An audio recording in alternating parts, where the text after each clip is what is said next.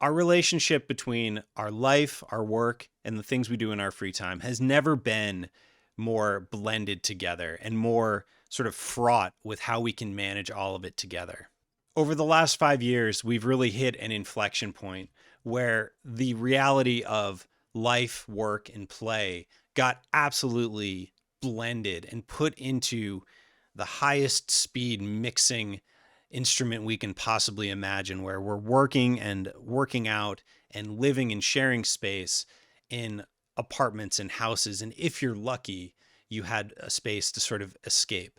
And this was really the culmination of living, working, and playing sort of already being all mixed up. And in the 2020s, like it just got accelerated where it all just got put in a blender. And so this idea of what is the future of a third place got destroyed. There was no third place. There was just your home.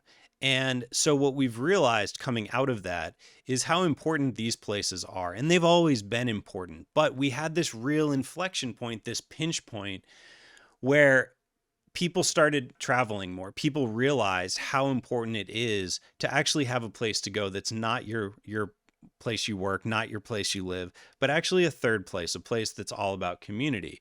And the third place has always been the answer to the social dilemma. And it's ironic because people are often watching on their phones or on TV other people hanging out in third places. Friends is an example of this. But the habits that we've been forming are really very specifically creating problems. And some of it's because of changing patterns, the sort of changing social structures, our sort of shift to much more digitized lives, the lack of public, urban, and open spaces, our changing work patterns. This has all sort of led to an increase in isolation, a lack of connection and community, and a lack of balance between life and work because we're always accessible. And the mental and physical health issues that statistically, not only in the US, but worldwide, we're seeing as a massive problem. And this has really created a need for connection and belonging and inclusion, both individually and collectively, so that we can really foster better physical and mental health. And the answer to all of this has always been the way that we play and engage and interact. And the places for that to happen are these third places. And I've been calling them a third place plus because today it's not just about a place to get away, because you can't really get away. You're kind of stuck or anchored or tethered in some way to your phone, to your family, of course. But like life is just much more mixed up, and that's the reality of it. So it's not about avoiding that. So what is the new third place plus in an era where they're mixed up and we're not going back? It's not about disconnecting, although certainly that's a great thing to do and as much as we can. But on a day-to-day basis, that's going to be a lot harder to do. So what are these places that are distinctly really a counter trend? They're not an app. They are balancing the opposites. They're balancing the digital and the physical, the mental and the physical, like the need to be connected as well as the need to disconnect. And these home away from homes, these third places are really what that is. And for so many of us, they've been places like climbing gyms. And that's why the future of third places to me is as important as ever to keep considering.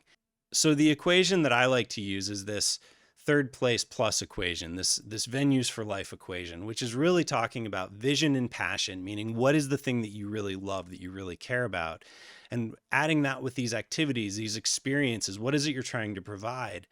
And dividing that, undercutting that by the reality of what the business model is and the profit that you're creating with the upfront investment that is required to get the doors open.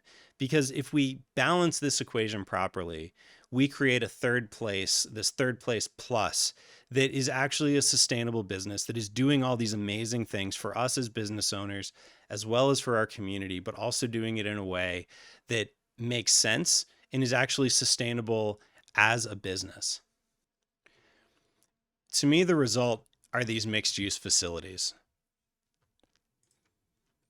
These are facilities that are combining different activities, different user experiences, different ways of collecting different profit centers and adding them up so that the sum is better than each of the individual parts. And doing this in a way where we can have sustainable businesses that are making money and lasting over a long period of time, but also able to really share these things we love with our community. And to me, that really is the future of what the Third Place Plus is.